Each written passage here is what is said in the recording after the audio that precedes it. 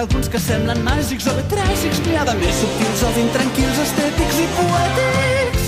Hi ha el gran petó de diva amb una mica de saliva, el vell petó d'amor amb gran fervor i el famós petó de cine.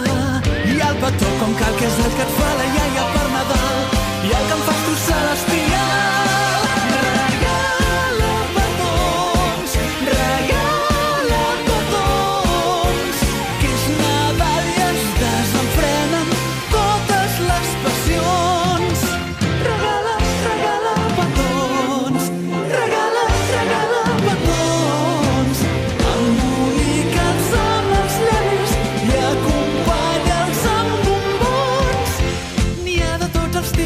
És meravellós, algun és més senzill i algun pompós. N'hi ha algun que és com de plàstic, fa molt fàstic. N'hi ha de molt sensats, desenfadats, preciosos, llefiscosos. El dens petó de tieta et deixarà la cara neta i nou de perillós, molt luxuriós. El temut petó caníbal, el petó de pintallavis és el més embruntadís.